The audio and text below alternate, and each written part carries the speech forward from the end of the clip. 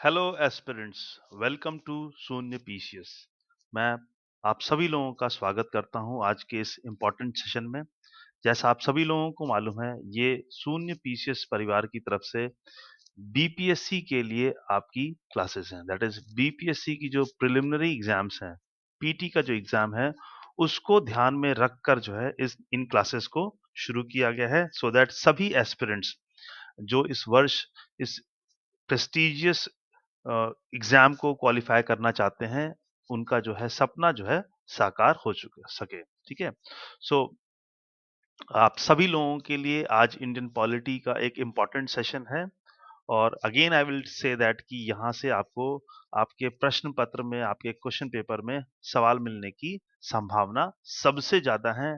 I can say that कि 100% इस topic से आपको जो है एक प्रश्न आपके एग्जाम हॉल में मिलेगा। सो आज हम बात करने वाले हैं डीपीएसपी की, that is directive principles of the state policy. इसको शॉर्टकट में हम कहते हैं डीपीएसपी।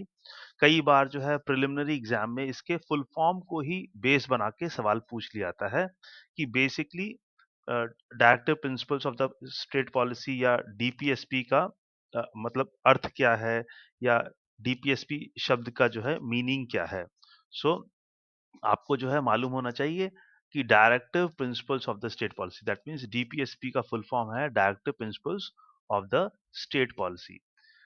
प्रिलिमिनरी एग्जाम्स के पॉइंट ऑफ व्यू से आपको ये भी मालूम होना चाहिए कि जो डीपीएसपी है इसका सोर्स क्या है। दैट मीन्स जो इंडियन कॉन्स्टिट्यूशन है, मैं बार बार कहता हूं कि जब कभी भी आप इंडियन पॉलिटी को पढ़िए, तो क्योंकि हमने इनिशियल फेज में इस बात को पढ़ा था कि जो हमारा संविधान है, जो इंडियन कॉन्स्टिट्यूशन है, वो बेसिकली यहाँ पर जब कॉन्स्टिट्यूएंट असेंबली बैठी थी, जब कॉन्स्टिट्यूएंट असेंबली का निर्माण किया गया था, और संविधान निर्माताओं के ऊपर ये जिम्मेदारी दी गई थी कि आप भारत के लिए एक नया संविधान लिखिए।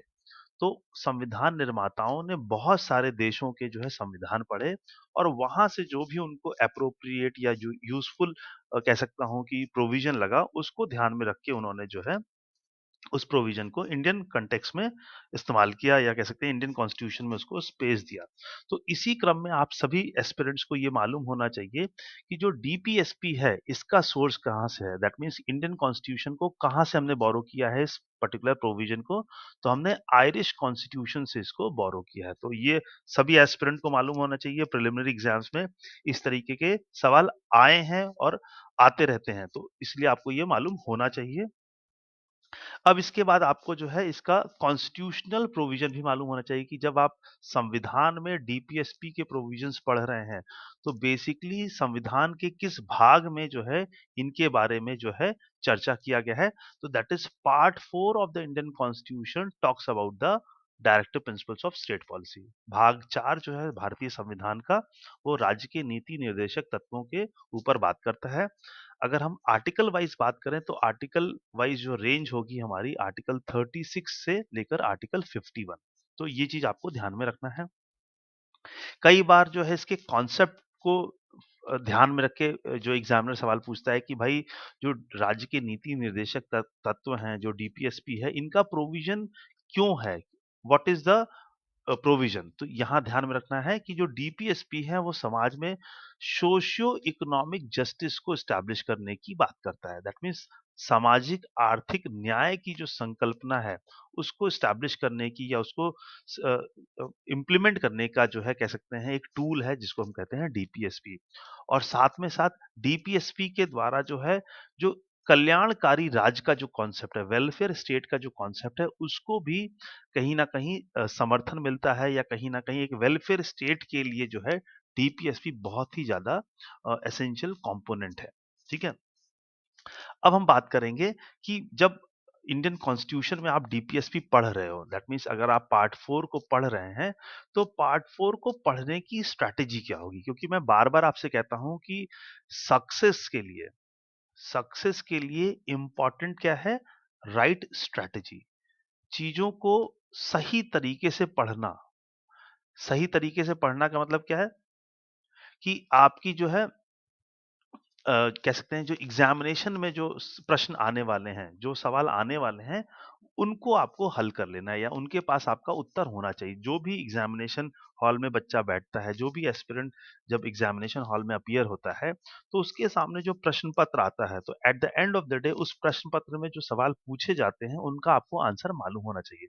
तो उसके लिए क्या है, राइट स्ट्रैटेजी बनाना जो है बड़ा इम्पोर्टेंट एस्पेक्ट है। क्यों? कि अगर आपके पास राइट स्ट्रैटेजी नहीं होगी, तो कई बार देखिए कि आपकी मेहनत जो है बेकार चली जाती है। तो इसी क्रम में अब आपके पास ऑप्शन क्या है कि भाई भारत के संविधान का जब भाग 4 आप पढ़ रहे हैं, when you are reading part 4, तो एक ऑप्शन आपके पास है क्या कि आप आर्टिकल 36 से पढ़ना शुरू करिए और इसको जो है आर्टिकल 51 तक एक लाइन से पढ़ते चले जाइए। दैट इज़ आर्टिकल 36 पढ़िए, 37 पढ़िए, 38 पढ़िए, उसके जो प्रोविजंस हैं उनको समझिए और उसको जो है आप याद कर लीजिए। एक ये एक तरीका हो सकता है। लेकिन अगर आप इस पर्टिकुलर चैप्टर को, दैट मीन्स जो राज्य के नीति निर्देशक तत्व हैं, इस चैप्टर की आइडियोलॉजी समझ जाइए। दैट मीन्स कि ये जो आर्टिकल 36 से लेकर आर्टिकल 51 तक जो राज्य के नीति निर्देशक तत्व हैं, ये किन विचारधाराओं से जो है उत्प्रेरित हैं या किससे ज़्यादा ये इंस्पायर्ड है। अगर आप ये समझ जाएँगे, तो आपके लिए थोड़ा-सा कह सकता हूँ पढ़ना आसान हो जाता है, सरल हो जाता है और आपको वहाँ पर याद करने की ज़रूरत नहीं है। सो इस पर्सपेक्टिव में भारतीय संविधान में तो इस तरह का कोई क्लासिफिकेशन नहीं है कि राज्य के नीति निर्देशक तत्वों को हमने 3 भागों में बाँटा है। लेकिन अगर आप इनको पढ़ते हैं और इनकी विचारधाराओं के आधार पर, that is on the basis of ideology, अगर आपको इनको अलग करना हो, तो देखिए यहाँ पर हम क्या कर सकते हैं, 3 विचारधाराओं के आधार पर अपने राज्य के नीति निर्देशक तत्वों को हम क्या कर सकते हैं, वर्गीकृत कर सकते हैं या उनको हम डिवाइड कर सकते हैं। तो सबसे पहला जो कह सकता हूँ मैं जो आइडियोलॉजी है, वो है आपका सोशलिस्ट विचारधारा। तो सोशलिस्ट प्रिंसिपल से जो इंस्पायर्ड डीपीएसपी है उनको हम पढ़ेंगे। उसके बाद हम पढ़ेंगे अपना जो गांधीयन फिलॉसफी है, जो गांधीयन प्रिंसिपल है, उनसे मोटिवेटेड जो डीपीएसपी है उनके प्रोविजंस को पढ़ेंगे और आखिरी में हम देखेंगे कि लिबरल और जो इंटेलेक्चुअल प्रिंसिपल से इंस्पायर्ड डीपीएसपी हैं, वो कौन-कौन से हैं। तो ये 3 बेसिक हमारे पास कैटेगराइजेशन है या क्लासिफिकेशन है, जिनके आधार पर हमको राज्य के नीति निर्देशक तत्वों को पढ़ना है। अब सबसे पहले हमने क्या कहा है कि हम सोशलिस्ट विचारधारा से जो इंस्पायर्ड राज्य के नीति निर्देशक तत्व हैं, उनको पढ़ने की कोशिश करते हैं। तो इस क्रम में सबसे इम्पोर्टेंट आपका आता है आर्टिकल 38। देखिए आर्टिकल 38 को जब आप पढ़ते हैं तो उसका प्रोविजन क्या कहता है? The state shall strive to promote welfare of the people by securing and protecting a social order by ensuring socio-economic political justice and by minimizing inequality in income status facility and opportunity। तो that means article 38 का जो objective है वो क्या है कि राज्य को हमेशा इस तरीके से प्रयत्न करना है, it should strive to promote welfare of the people. That means मैंने आपसे क्या कहा था, राज्य के नीति निर्देशक तत्वों का जो कॉन्सेप्ट है, उनका जो सोल है, उनका जो एजेंडा है वो क्या है कि भाई आप वेलफेयर स्टेट के एस्टैब्लिशमेंट की बात करिए। तो यहाँ पर देखिए आर्टिकल 38 में क्लियरली इसको मेंशन किया गया है कि भाई राज्य किस प्रकार से काम करेगा, उसके पीछे क्या हिडन मैसेज होना चाहिए या उसका मेन मोटिव क्या होना चाहिए। तो राज्य जब कभी भी निर्माण कर रहा है पॉलिसियों का, जब कभी भी नए नियम कानून बनाए जा रहे हैं, तो हमेशा उसको सेंटर में एक ध्यान रखना है कि इससे क्या हो, जो आम जनमानस है उसकी लाइफ जो है इम्प्रूव हो। दैट मीन्स आम जनमानस का जो जीवन है उसमें कुछ कल्याण हो, दैट मीन्स उसमें कुछ वैल्यू एडिशन हो। अब वेलफेयर ऑफ द पीपल कैसे आप सिक्योर करोगे? तो उसके लिए क्या करना पड़ेगा? आपको समाज में जो सोशो इकोनॉमिक डायमेंशन है हमारे समाज के, दैट मीन्स समाज का जो सामाजिक वर्गीकरण है, ठीक है? दैट मीन्स सोशल जस्टिस लाइए, दैट इज़ समाज में विभेद ना हो, डिस्क्रिमिनेशन ना हो, इस तरह की पॉलिसीज़ लाइए, इस तरह के नियम कानून बनाए जाएँ। समाज में इस तरह का इकोनॉमिक इकोसिस्टम क्रिएट किया जाए जहां पर हर व्यक्ति को अपने ब्रेड एंड बटर को अर्न करने का मौका मिले और at the end of the day जो पॉलिटिकल सेटअप है उसमें भी क्या हो, सभी लोगों का पार्टिसिपेशन इंश्योर हो। दैट मीन्स महिलाओं का, पुरुषों का, दलित समाज हमारा, ट्राइबल सोसाइटी जो हमारा है, ठीक है? तो हर वर्ग का, समाज के जितने भी वर्ग हैं, हर वर्ग का पॉलिटिकल रिप्रेजेंटेशन होना चाहिए। तो हम क्या कहेंगे कि हमने समाज में सोशियो इकोनॉमिक और पॉलिटिकल जस्टिस को अचीव किया। और सरकार को क्या ध्यान में रखना है कि जितना कम हो सके समाज में क्या हो, इनइक्वालिटी हो। दैट मीन्स कि लोगों में जो है असमानता जितना कम होगा, समाज उतना ही ज़्यादा मजबूत होगा, उसके जो सोशल फैब्रिक्स होंगे वो उतने ही ज़्यादा स्ट्रॉन्ग होंगे। जैसे कि अगर आप एज़्यूम करिए कि मान लीजिए कोई एक ऐसा देश है जहाँ पर अमीर और गरीब दैट इज़ इकोनॉमिक डिस्पैरिटी ज़्यादा है। या तो कोई बहुत ज़्यादा अमीर है या उस देश में कुछ ऐसे लोग हैं जो एक्सट्रीम पॉवर्टी में जी रहे हैं। तो ऐसे में देखिए कि क्या होगा, ऐसा समाज स्टेबल समाज नहीं होगा और वहाँ पर टाइम एंड अगेन कई बार जो है कॉन्फ्लिक्ट्स आपको देखने को मिलते रहेंगे। क्यों? क्योंकि समाज में जो है आर्थिक आधार पर विभेद ज़्यादा है या दूरियाँ ज़्यादा है, ठीक है? तो सरकार को भारत की सरकार को आर्टिकल 38 क्या एक तरह से प्रिंसिपल या कह सकते हैं डायरेक्शन दे रहा है कि जब कभी भी आप नीतियों का निर्माण करें, तो आप इस बात को हमेशा इंश्योर करें कि उन नीतियों का जो प्रभाव होगा, उन उन पॉलिसीज़ का जो इम्पैक्ट होगा, it will be always minimising the inequalities of the society. अब इनइक्वालिटी किस प्रकार का?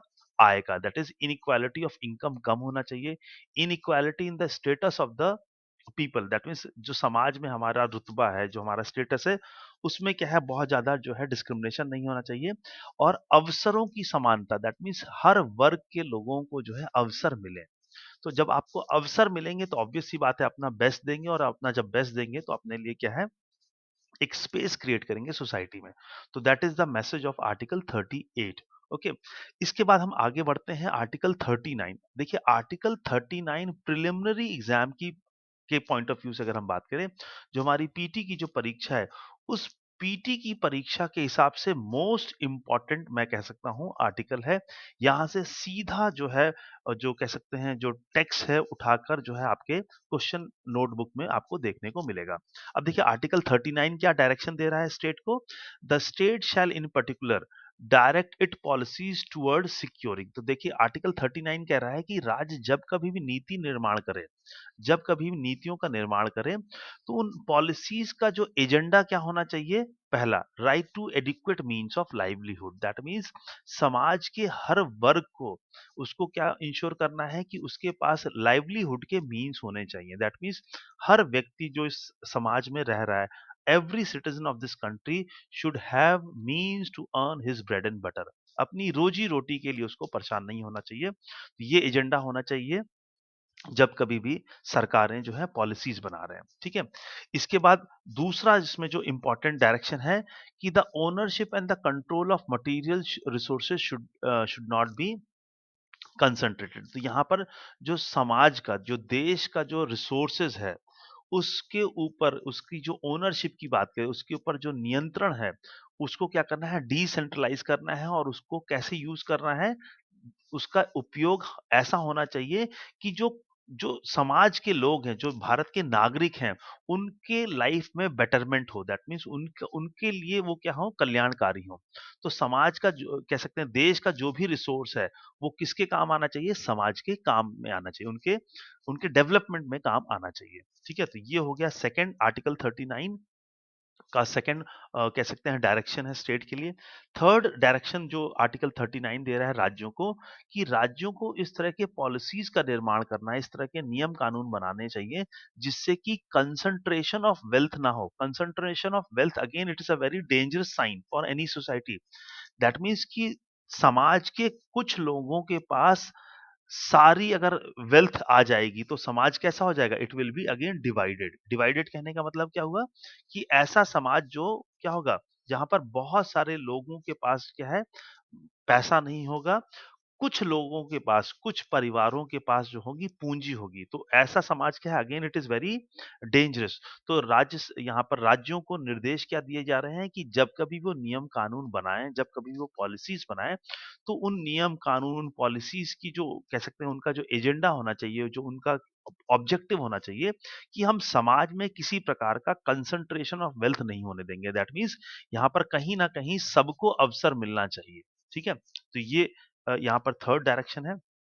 उसके बाद है equal pay for equal work की बात करती है। यहाँ पर आर्टिकल 39 डी का ये प्रोविजन है। इसको एकदम आप लोग मार्क कर लीजिए। ये अगेन आर्टिकल 39 में ये अपने आप में बहुत इंपॉर्टेंट है। तो यहाँ पर जो वर्क फोर्स है, उस वर्क फोर्स में मेन है, विमेन है, जो कोई भी हो, तो वहां पर जेंडर के आधार पर जो है उसका पेमेंट नहीं तैयार होना चाहिए, मतलब तय नहीं होना चाहिए।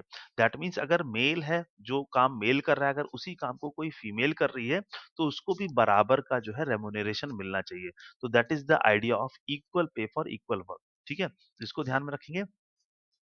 इसके साथ ही यहाँ पर जो नेक्स्ट जो प्रोविजन है वो आर्टिकल 39 का, वो क्या कह रहा है कि सरकारों को हमेशा, जो सरकार है, जो स्टेट है, उसको क्या देखना है कि जो वर्कर है, जो वर्कर क्लास है, उसकी हेल्थ जो है अच्छी रहे। ठीक है, and protection of strength and health of worker, that means उनको जो है मजबूती मिले। ठीक है, तो दैट मीन्स उनके अधिकारों का हनन ना हो।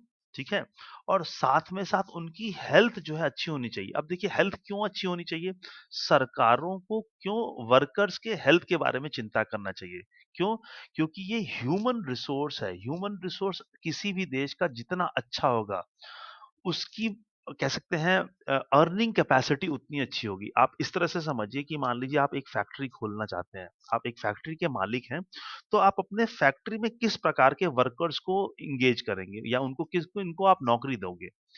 बट नेचुरली जो हेल्दी हो, शारीरिक रूप से फिट हो, जो कम छुट्टियां लेगा, उसको आप प्रेफर करोगे rather than a worker who has health issues. उसके पास शारीरिक रूप से वो जो है दुर्बल है, उसको बीमारियां हैं मान लीजिए। तो ऑब्वियस सी बात है, अगर किसी वर्कर को बीमारी है या उसकी हेल्थ पुअर है, तो ऑब्वियस सी बात है क्या होगा, उसका जो वर्क है, उसका जो प्रोडक्शन या उसकी जो प्रोडक्टिविटी है उस वर्कर की, हमेशा वो क्या होगी, कम होगी। और उसकी प्रोडक्टिविटी जब कम होगी तो ऑब्वियस सी बात है, जो कह सकते हैं हम कि आपका जो प्रोडक्शन है, जो इकोनॉमिक साइकिल में जो उसका इकोनॉमिक कंट्रीब्यूशन होगा, वो भी कम होगा। तो इस बात को हमेशा ध्यान में रखेंगे आप लोग। ओके, इसी क्रम में हम आगे बढ़ते हैं। तो यहाँ पर जो है बात होगी यहाँ पर कि सरकारें जो हैं, जो स्टेट हैं, वो क्या करेंगे, दे विल इंश्योर दैट कि जो चिल्ड्रंस हैं, उनका जो बचपन है, दैट मीन्स उनका youth and the childhood should not B exploited. That means जो बच्चे हैं, उनका एक्सप्लॉइटेशन ना हो। तो सरकार के पास इस तरह के पॉलिसीज, इस तरह के नियम कानून होने चाहिए कि अगर बच्चों का शोषण हो रहा है, तो उस शोषण का उनके पास क्या है, जवाब होना चाहिए। तो ये आपको ध्यान में रखना है। आगे बढ़ेंगे आर्टिकल 39 से। उसके बाद नेक्स्ट जो सोशलिस्ट आइडियोलॉजी से इंस्पायर्ड कह सकते हैं राज्य का नीति निर्देशक तत्व है, वो है आर्टिकल 41। आर्टिकल 41 क्या मैसेज दे रहा है, to secure right to work, to education and to public assistant. That means सरकारों को इस तरह के प्रिंसिपल्स बनाने हैं, इस तरह की पॉलिसीज बनानी है, उससे क्या हो कि समाज में सबके पास क्या हो, काम हो। जो भी व्यक्ति काम करने की इच्छा रखता हो, उसके लिए सरकारें जो है काम जो है डिसाइड करके रखें। राइट टू एजुकेशन, जो पढ़ना चाहता है उसको क्या है, एजुकेशन मिले। और जो समाज में, हमारे सोसाइटी में जो लोग दुर्बल हैं या बीमार हैं या डिसेबल हैं, उनको क्या मिले, मदद मिले, असिस्टेंस मिले। ठीक है, तो मान लीजिए समाज में कोई दुर्बल व्यक्ति है, दुर्बल है जैसे ओल्ड एज है, सिक है, या उसके अंदर किसी तरह की शारीरिक जो है डिसेबिलिटी है, तो उसको क्या करना चाहिए, सरकार को जो है इस तरह के पॉलिसीज बनाए, इस तरह के नियम कानून बनाए कि सरकार उन लोगों के साथ खड़ी हो। अब जैसे एग्जाम्पल के तौर पर क्या कह सकते हैं, जैसे ओल्ड एज है, तो मान लीजिए जो व्यक्ति ओल्ड एज है, तो उसको पेंशन स्कीम्स के थ्रू हम क्या कर सकते हैं, फाइनेंशियल कुशन दे सकते हैं। उनको हम क्या कर सकते हैं, रिजर्वेशन, जैसे मान लीजिए वो ट्रेवल कर रहे हैं, बाहर जा रहे हैं, कहीं ट्रेन से जा रहे हैं, तो उनको हम क्या कर सकते हैं, रिजर्वेशन में जो है डिस्काउंट दे सकते हैं, कुछ उनको हेल्प कर सकते हैं। सरकार उनके लिए अच्छी हेल्थ पॉलिसीज बना सकता है, हेल्थ इंफ्रास्ट्रक्चर को स्ट्रांग कर सकता है कि जब वो बीमार पड़े तो उनके लिए जो है अच्छे हॉस्पिटल्स हों। ठीक है, तो ये उद्देश्य है आर्टिकल 41 का।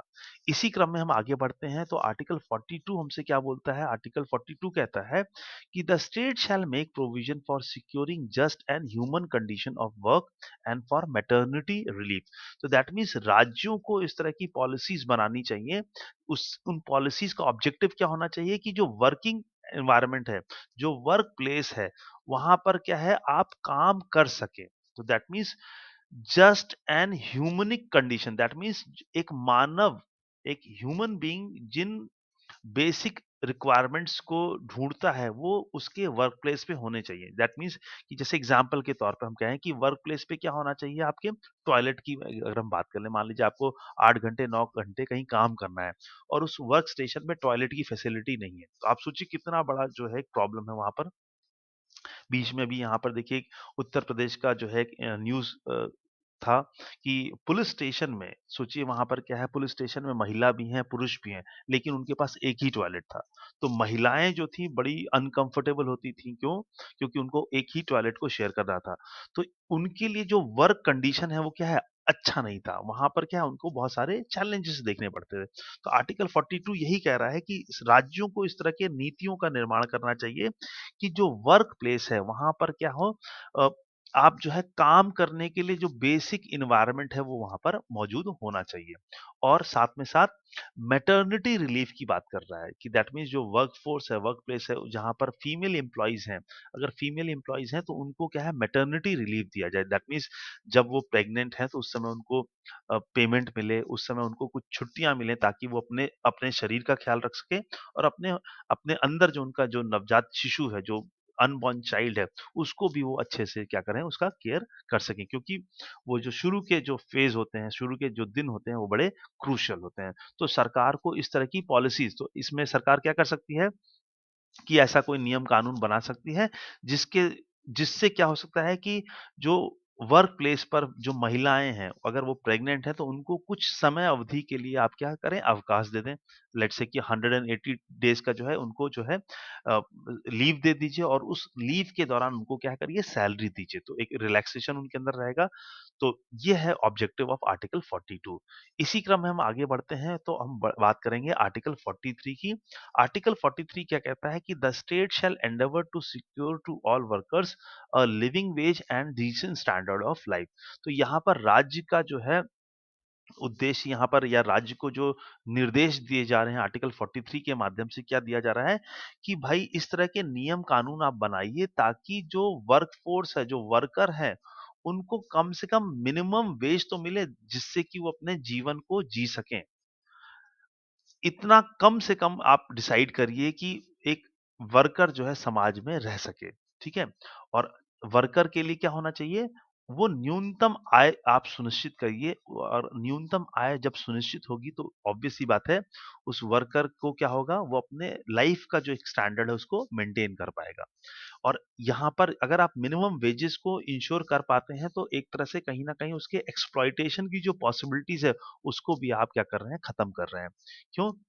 जैसे हम बात करें कि मिनिमम वेजेस है जैसे भारत में मिनिमम वेजेस एक्ट है तो मिनिमम वेजेस एक्ट क्या कह रहा है कि भाई ये न्यूनतम आय है अगर आप किसी को अपने घर पर या अपने वर्क प्लेस पर एम्प्लॉय करोगे उसको अगर नौकरी दोगे तो कम से कम ये जो है उसको आपको इनकम इतनी तो देनी ही पड़ेगी इतनी सैलरी उसको आपको देनी ही पड़ेगी अब ये लिविंग वेजेस की बात क्यों की जा रही है कि भाई वो मिनिमम अमाउंट उसको मिलेगा तो उस मिनिमम अमाउंट से ही वो अपने परिवार का भरण पोषण कर पाएगा और अपने अपने परिवार का जो लाइफ़स्टाइल है उसको वो मेंटेन कर पाएगा। तो ये मैसेज मिल रहा है आपको आर्टिकल 43 से। अब यहाँ पर हम आर्टिकल 43 ए की बात करेंगे। आर्टिकल 43 ए क्या कह रहा है? The step shall be taken to secure participation of worker in management of industries.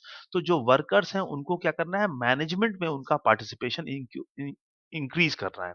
तो उससे होगा क्या कि भाई मैनेजमेंट में उनका पार्टिसिपेशन क्यों होना चाहिए? देखिए जब किसी भी इंडस्ट्री में अगर वर्किंग क्लास को अगर आप मैनेजमेंट का पार्ट एंड पार्सल बनाते हो, तो कहीं न कहीं एक इमोशनल कनेक्ट बनता है। उसको लगता है कि हाँ, ये जो फैक्ट्री है, जो इंडस्ट्री जहाँ पे मैं काम कर रहा हूँ, जो मेरा वर्क प्लेस है, वो मेरे बारे या वो एक मेरे परिवार के की तरह एक हिस्सा है, ठीक है?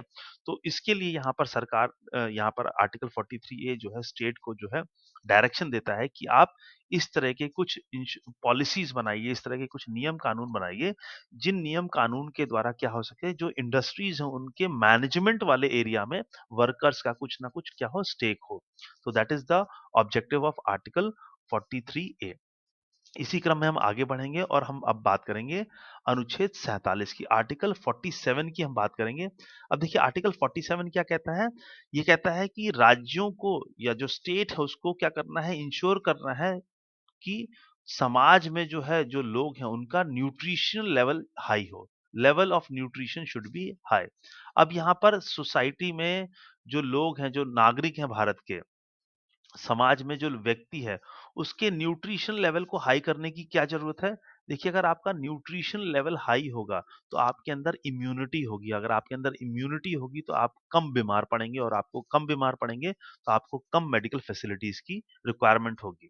तो यहाँ पर आर्टिकल 47 स्टेट्स को डायरेक्ट कर रहा है कि आप इस तरह के नीतियों का निर्माण करिए, इस तरह की पॉलिसीज़ लाइए, इस तरह के कह सकते हैं प्रोग्राम्स को लॉन्च करिए, जिनके द्वारा क्या है, जो सोसाइटी में जो कह सकते हैं लोग हैं, जो भारत के नागरिक हैं, उनका न्यूट्रिशनल लेवल हाई हो, उनके अंदर अच्छे न्यूट्रिशन उनको मिले, जो बेसिक न्यूट्रिशन वैल्यू जो होनी चाहिए शरीर के लिए, मिनिमम रिक्वायरमेंट है, वो पूरी हो। And standard of living people, यहाँ पर क्या होगा कि जो लोगों को उनकी जो जीवन जीने की जो कह सकते हैं एक स्टैंडर्ड हो, वो अच्छा हो। दैट मीन्स कि जो व्यक्ति समाज के किसी भी हिस्से में रह रहा हो, तो वहाँ पर क्या है, एटलीस्ट वो बेयर मिनिमम जो रिक्वायरमेंट है, जैसे रोटी, कपड़ा, मकान, वो उसके पास हो। ये जैसे कहा जाता है ना कि भाई जीवन के 3 बेसिक पिलर्स हैं, रोटी, कपड़ा और मकान। तो अगर आपके पास रोटी, कपड़ा, मकान होगा, तो ऑब्वियस सी बात है आपका जो स्टैंडर्ड ऑफ लिविंग होगा वो थोड़ा-सा अच्छा होगा। मान लीजिए कोई ऐसा वर्कर है जिसके पास रहने के लिए ज़मीन नहीं है या घर नहीं है, तो आप देखते होंगे शहरों में क्या है, कई बार लोग जो है फुटपाथ पे सोते हैं, ठीक है? फुटपाथ पे सोते हैं, उनके पास घर नहीं है, तो ऑब्वियस सी बात है ऐसा ऐसा जो वर्कर है, ऐसा जो नागरिक है, उसका स्टैंडर्ड ऑफ लिविंग क्या है? बहुत ही पुअर है। तो सरकारों को इस डायमेंशन पे काम करना है, और डायमेंशन पर काम करने के लिए कौन प्रेरणा दे रहा है? तो आर्टिकल 47 उनको जो है प्रेरणा दे रहा है। ठीक इसी प्रकार से आर्टिकल 47 क्या कह रहा है कि पब्लिक हेल्थ को भी इम्प्रूव करिए। अब देखिए, कोविड महामारी के बाद से पब्लिक हेल्थ के ऊपर, पब्लिक हेल्थ इंफ्रास्ट्रक्चर के ऊपर हर जगह बहस शुरू हो चुकी है कि किसी भी देश का अगर पब्लिक हेल्थ इंफ्रास्ट्रक्चर पुअर है, तो देखिए एक छोटा-सा वायरस आता है और वहाँ पर क्या है, तबाही लेकर आ जाता है। ठीक है? तो यहाँ पर आर्टिकल 47 देखिए शुरू से ही ये बोल रहा है, दैट मीन्स फ्रॉम 1950 हम कह सकते हैं कि ये आर्टिकल 47 बार-बार सरकारों को कहता है कि अपना जो देश का पब्लिक हेल्थ इंफ्रास्ट्रक्चर है, उसको सुदृढ़ करिए, उसको अच्छा करिए, सो दैट लोगों की जो जान है उसको जो है आप इंश्योर कर सकें, अगर इस तरह का कोई पैंडेमिक दोबारा आता है या इस तरह की कोई हेल्थ इमरजेंसी आती है। अब हम बात करेंगे गांधीयन फिलॉसफी पर जो बेस्ड आपके जो है डायरेक्टिव प्रिंसिपल्स हैं। तो अब तक हमने क्या किया है, सोशलिस्ट जो आइडियोलॉजी से इंस्पायर्ड आपके जो डीपीएसपी थे उनको हमने कवर किया। अब हम बात करने वाले हैं राजकीय नीति निर्देशक तत्व जो गांधीयन फिलॉसफी या गांधीयन प्रिंसिपल से क्या है, मोटिवेटेड है। अब देखिए, जब गांधी की बात की जाती है तो दो तीन चीजों को आप समझ लीजिए। देखिए, गांधी जो है विलेज गाँव के बहुत बड़े सपोर्टर थे। उनका उनका विज़न था कि हमारे देश में जो गाँव हों, जो विलेजेस हों, वो कैसे हों, सेल्फ डिपेंडेंट हो। दैट मीन्स वो किसी और के ऊपर जो है उनकी डिपेंडेंसी ना हो। अब उनकी जो ज़रूरतें हैं, जो गाँव की ज़रूरत हो, वो वहीं पर पूरी हो जाए। तो इस क्रम में आपका आर्टिकल 40 जो है बहुत इम्पोर्टेंट है। आर्टिकल 40 की जब हम बात करेंगे, तो यहाँ पर आर्टिकल 40 के माध्यम से यहाँ पर स्टेट को डायरेक्शन क्या दिया जा रहा है कि the state shall take step to organise village panchayat as unit of self government. तो यहाँ पर पंचायत सिस्टम की वकालत करता है आर्टिकल 40, तो इसको ध्यान में रखना है। ठीक है? इसी क्रम में हम जब आगे बढ़ते हैं, आर्टिकल 43 को पढ़ते हैं, तो आर्टिकल 43 क्या कह रहा है? The state shall endeavour to promote cottage industry. अब देखिए, कॉटेज इंडस्ट्री किसको कहा जाता है? ऐसी इंडस्ट्री जिसका रॉ मटेरियल अगल-बगल हो। जैसे मान लीजिए क्या है कि आपका गाँव है और गाँव में आपके क्या है, बैम्बू मिल रहा है। तो आप उस तरह की इंडस्ट्रीज वहां पर लगाइए जिनका रॉ मटेरियल क्या हो, बैम्बू हो। क्यों? क्योंकि वो एकदम बहुत आसानी से अवेलेबल है। तो यहाँ पर आर्टिकल 43 क्या कह रहा है कि स्टेट को हमेशा इस तरह के इंडस्ट्रियल पॉलिसी या उसका जो कह सकते हैं रोड मैप हो इंडस्ट्रियलाइजेशन का, वो ऐसा होना चाहिए कि जो रॉ मटेरियल सबसे ज्यादा जहां पर अवेलेबल हो, उस तरह की इंडस्ट्रीज को वहां पर क्या किया जाए, प्रमोट किया जाए। और यहाँ पर क्या है, on individual and cooperative basis. That means ये जो इंडस्ट्रियलाइजेशन हो या जो इंडस्ट्रीज की बात की जा रही है, वो या तो इंडिविजुअल लेवल पे हो या कोऑपरेटिव बेसिस पे। कोऑपरेटिव बेसिस कहने का मतलब क्या, मान लीजिए एक गांव है, उस गांव के 5 परिवार मिलकर कोई कोई जो है कॉटेज इंडस्ट्री स्टार्ट करते हैं। ठीक है? अब देखिए, कोऑपरेटिव बेसिस से फ़ायदा क्या होगा? देखिए, समाज में जो लोग मान लीजिए 5 परिवार एक साथ मिलकर कोई इकोनॉमिक एक्टिविटी में पार्टिसिपेट करेंगे, तो उनके सुख-दुःख में वो पाँचों लोग क्या होंगे? हमेशा हिस्सेदार होंगे और ऐसी सूरत में जो समाज होगा, उसमें क्या होगा? एक जो बॉन्डिंग होगी, जो ब्रदरहुड होगा, वो क्या होगा? स्ट्रॉन्ग होगा। तो article 43 again it's very, very important. इसी क्रम में हम आगे बढ़ते हैं और हम बात करेंगे आर्टिकल 43 बी के। आर्टिकल 43 बी क्या कहता है? To promote voluntary formation, autonomous functioning and democratic control and professional management of cooperative societies की बात करता है। तो यहाँ पर कोऑपरेटिव सोसाइटीज को प्रमोट कर रहा है कौन सा अनुच्छेद? Article 43।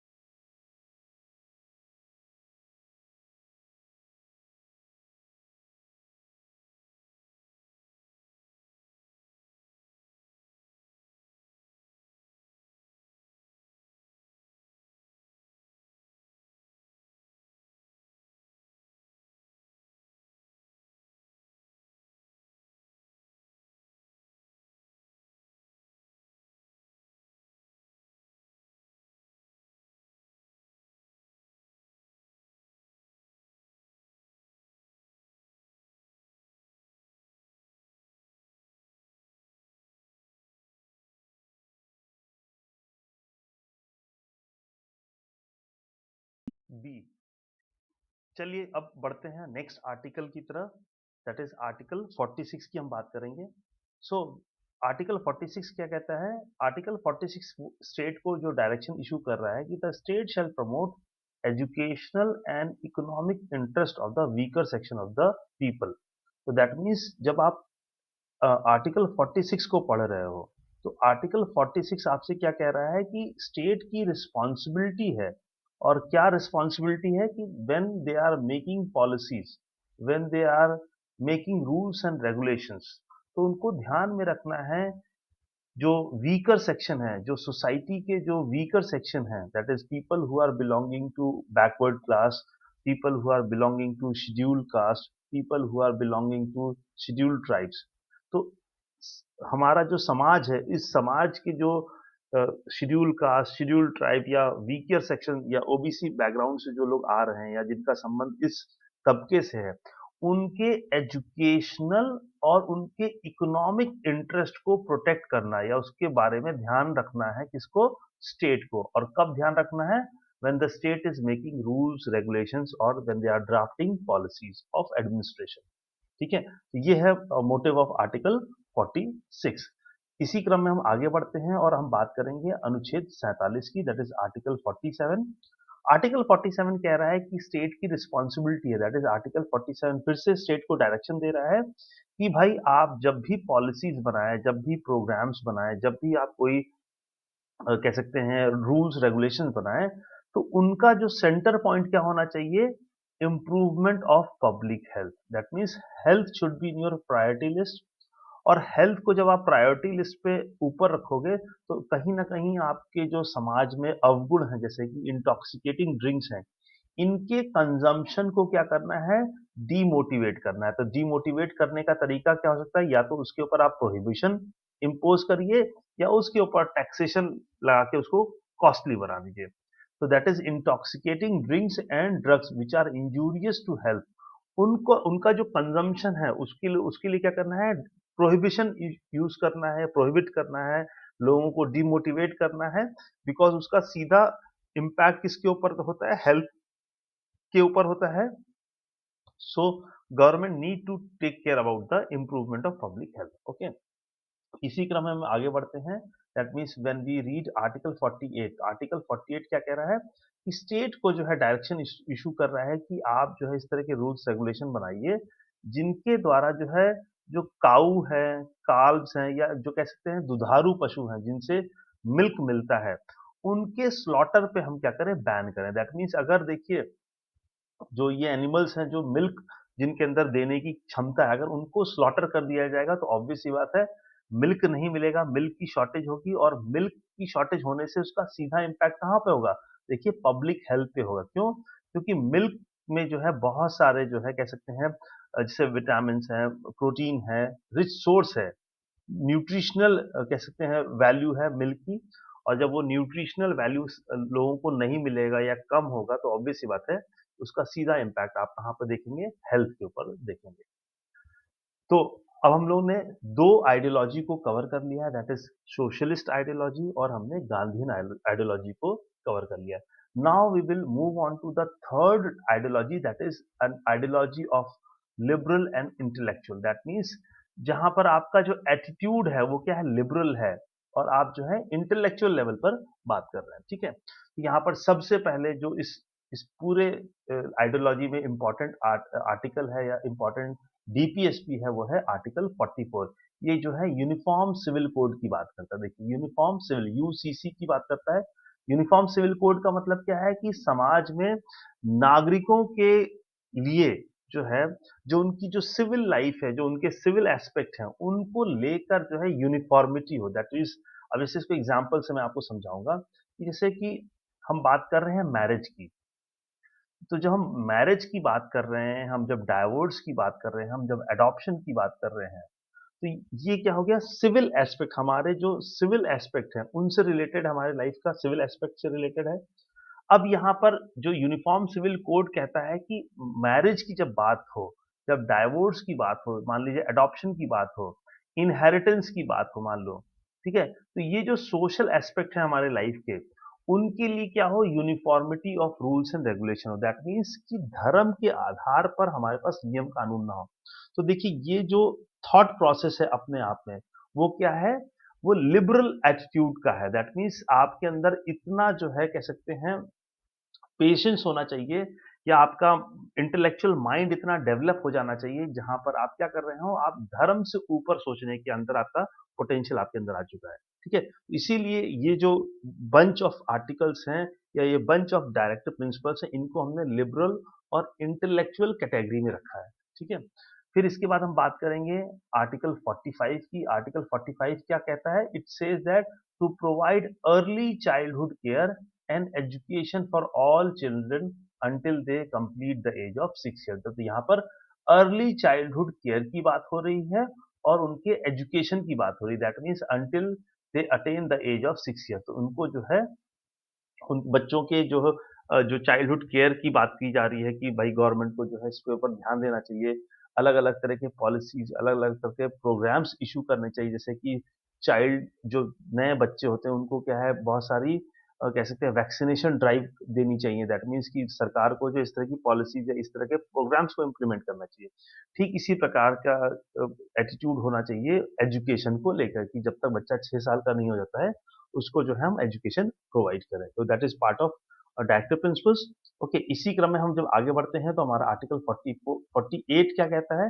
Article 48 says that to organise agriculture and animal husbandry on modern and scientific lines. That means कि जब हम कृषि की बात करते हैं, हम कहते हैं कि भारत एक कृषि प्रधान देश है।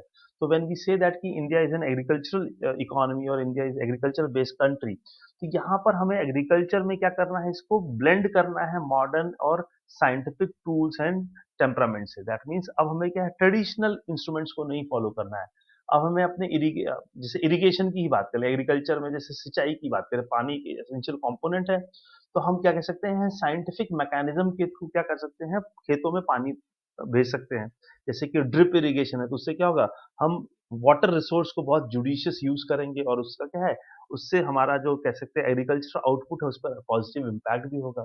ठीक है, ठीक इसी प्रकार जो एनिमल हस्बेंड्री है उसमें भी हम क्या करें, मॉडर्न और साइंटिफिक मीन्स को यूज करें। दैट मीन्स कि मान लीजिए हम एनिमल हस्बेंड्री में क्या करें, अपने जो एनिमल है उनकी ब्रीड अच्छी करें थ्रू साइंस एंड टेक्नोलॉजी। उससे क्या होगा कि जो हमारा मिल्क है या जो मीट है वो क्या होगा, अच्छी क्वालिटी का हमको मिलेगा। So that is the objective of article 48। इसी क्रम में हम जब बढ़ते हैं तो आर्टिकल 48 हमें क्या कहता है, it says that to improve and protect the environment. तो दैट मीन्स यहाँ पर इन्वायरमेंट को लेकर जो है कहीं ना कहीं आपको गाइडलाइन मिल रही है, दैट इज स्टेट को गाइडलाइन दी जा रही है थ्रू आर्टिकल 48 ए, कि सरकारों को इस तरह की नीतियां बनानी चाहिए, इस तरह की पॉलिसीज बनानी चाहिए या इस तरह के नियम कानून बनाने चाहिए जिससे क्या हो, इन्वायरमेंट को प्रोटेक्ट किया जा सके। और यहाँ पर ना केवल प्रोटेक्ट करने की बात की जा रही है बल्कि उसको इम्प्रूव करने की भी बात की जा रही है, ठीक है। और साथ में साथ फॉरेस्ट और फॉरेस्ट में रहने वाले जो वाइल्ड लाइफ है उनको भी प्रोटेक्ट और कह सकते हैं इम्प्रूव करने की वकालत करता है आर्टिकल 48 ए। इसी क्रम में हम आगे बढ़ते हैं और आर्टिकल 49 को पढ़ते हैं। आर्टिकल 49 कहता है कि the state shell protect every monument और प्लेस ऑफ आर्टिस्टिक और हिस्टोरिकल इंटरेस्ट। तो राज्य की ये जिम्मेदारी है कि जो भी हमारे एंशंट मॉन्यूमेंट्स हैं या जो प्लेस हैं, जो आर्टिस्टिक प्लेस हैं, ठीक है, या ऐसा कोई साइट है जिसकी हिस्टोरिकल रेलेवेंस है या हिस्टोरिकली बहुत ही इंपॉर्टेंट है हमारे लिए, हमारे हिस्ट्री से, हमारे कल्चर से जुड़ा हुआ है, तो ऐसी साइट्स को प्रोटेक्ट और कंजर्व करने की जरूरत है, सो दैट कमिंग जनरेशंस जो हैं वो इनको देख सकें। इट शुड नॉट बी कि they are in books, okay. तो यहाँ पर जो है ये जिम्मेदारी आर्टिकल 49 के थ्रू स्टेट्स के ऊपर डाली जा रही है, ठीक है। इसी क्रम में हम आगे बढ़ेंगे और आर्टिकल 50 की बात करेंगे। आर्टिकल 50 कहता है the state shall take step to separate judiciary from executive in public services of the state. तो अगेन ये क्या है, मोस्ट इंपॉर्टेंट कैटेगरी का, again this I will say that कि article 50 is again very very important. ये exams के point of view से, specially prelims के पॉइंट ऑफ व्यू से ये आर्टिकल अपने आप में बड़ा इंपॉर्टेंट है डीपीएसपी में, ठीक है। Separation of judiciary from executive का प्रोविजन कहाँ है, दैट इज डीपीएसपी में आर्टिकल 50 में, ठीक है। तो ध्यान रखेंगे इस आर्टिकल को। Similarly article 51 that is DPSP chapter का आखिरी आर्टिकल जो है वो आर्टिकल 51 है।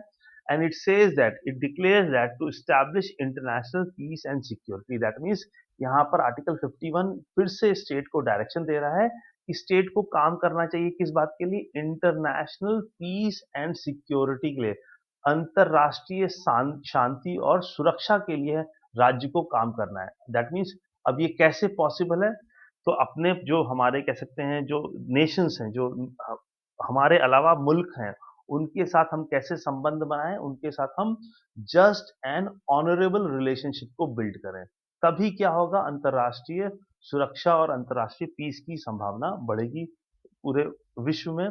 ठीक इसी प्रकार जो इंटरनेशनल लॉज हैं, ट्रीटीज हैं, उनको हमें क्या करना है, रिस्पेक्ट करना है और उनको हमें अवॉइड करना है। जो भी इंटरनेशनल ट्रीटीज होती हैं उनके थ्रू जो भी ऑब्लिगेशंस डिसाइड किए जाते हैं उनको हमें फॉलो करना चाहिए। इंटरनेशनल रूल्स रेगुलेशंस को हमें क्या करना चाहिए, रिकॉग्नाइज करना चाहिए, उन्हें रिस्पेक्ट करना चाहिए, उनको ब्रेक नहीं करना चाहिए।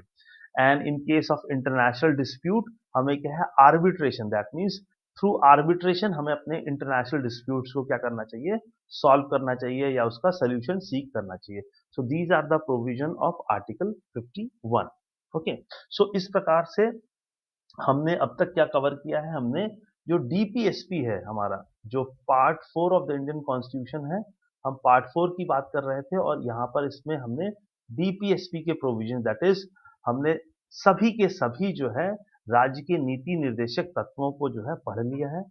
अब इनसे, इसी टॉपिक से कुछ और भी रिलेटेड और एसोसिएटेड सब टॉपिक्स हैं, उनको भी एक बार देखते हैं।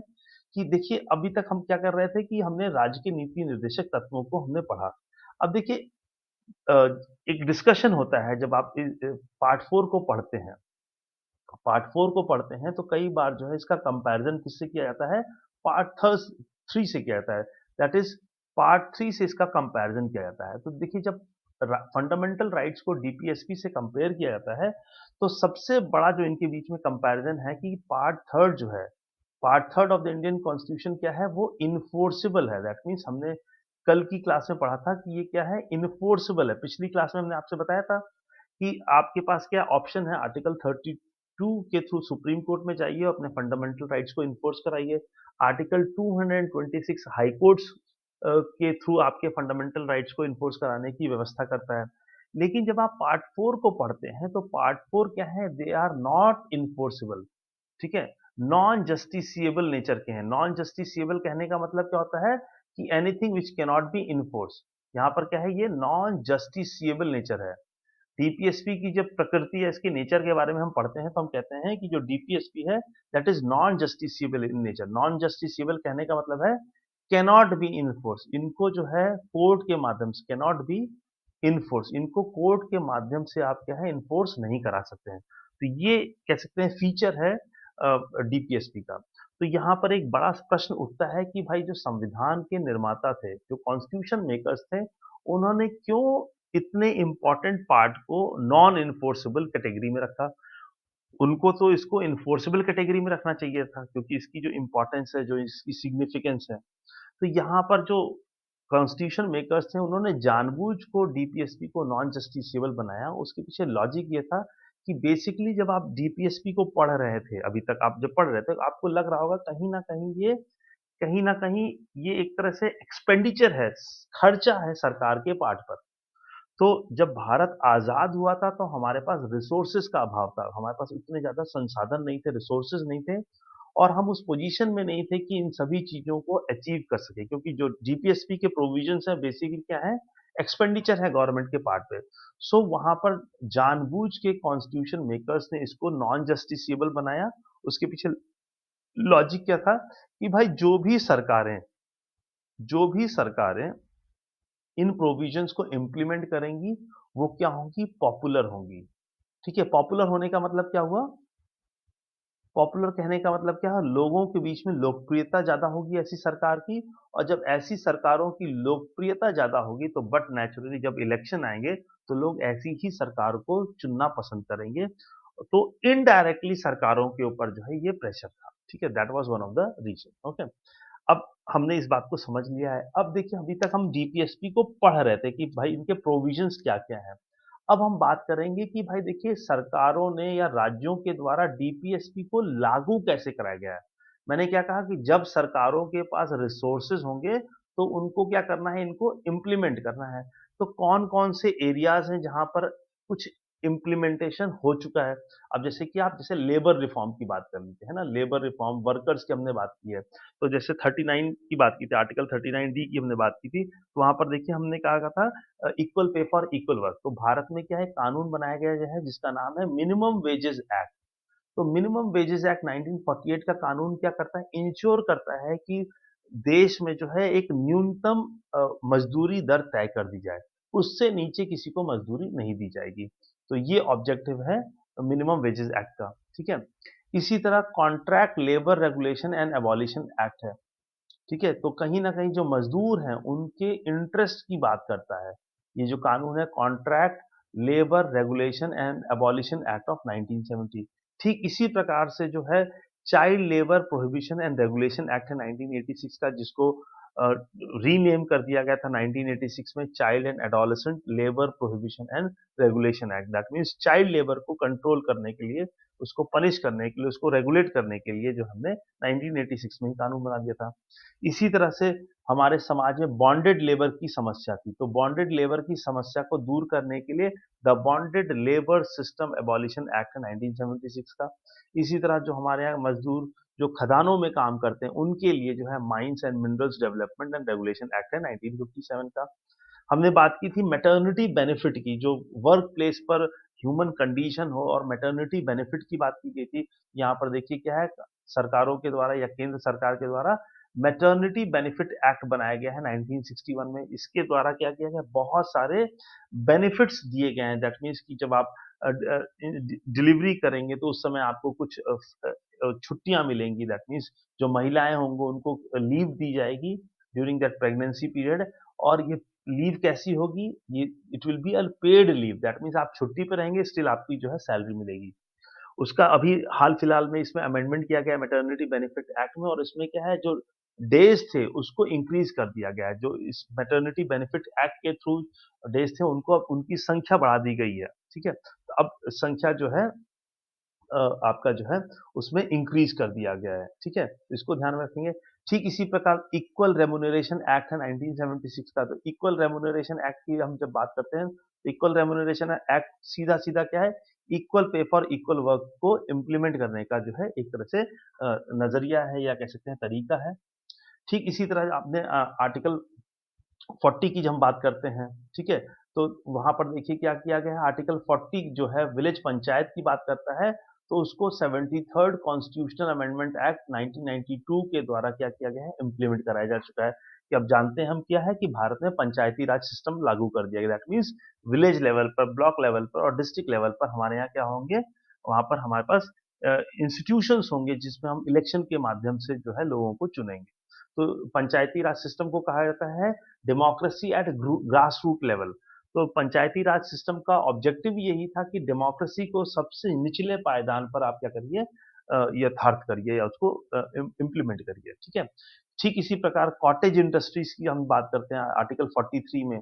जब हम आर्टिकल 43 पढ़ रहे थे कि भाई महात्मा गांधी का विजन था कि कॉटेज इंडस्ट्रीज को क्या किया जाए, एक्सपैंड किया जाए, उनको जो है उनकी बात की जाए। तो इसके लिए देखिए भारत में क्या है, इंडस्ट्रियल बोर्ड है, khadi and village industry commission है, ऑल इंडिया हैंडीक्राफ्ट बोर्ड है, सिल्क बोर्ड है, कॉयर बोर्ड्स हैं। तो इस तरह की हमने व्यवस्थाएं की हैं जिनके माध्यम से हम कॉटेज इंडस्ट्रीज को प्रोटेक्ट करें और उनको प्रमोट करें, ठीक है। इसी तरह जब हम रूरल एरिया डेवलपमेंट की बात करते हैं, तो जैसे कि यहाँ पर भारत सरकार का बहुत ही इंपॉर्टेंट प्रोग्राम है, that is community development programme 1952 का है। थ्री इसी तरह जो है इंटीग्रेटेड रूरल डेवलपमेंट प्रोग्राम है 1978 का। और हमने आपसे बात की थी कि यहाँ पंचायती की बात कर रहा हूँ मैं, यहाँ पर मैं बात कर रहा हूँ कि डीपीएसपी में हमने क्या कहा था कि सरकारों को जो है एम्प्लॉयमेंट के लिए काम करना है, that means they should create job. तो उसके लिए देखिए क्या है, मनरेगा स्कीम है 2006 की मनरेगा स्कीम है। इसके इसके अंतर्गत क्या किया गया है, मिनिमम 100 डेज का एम्प्लॉयमेंट का गवर्नमेंट क्या कर लेती है, गारंटी लेती है कि अगर आपको काम नहीं देंगे तो हम काम के बदले आपको क्या देंगे, सैलरी देंगे, ठीक है। तो ये प्रोविजन आर्टिकल 47 को इम्प्लीमेंट करने के ये क्या है, कुछ एग्जांपल्स हैं।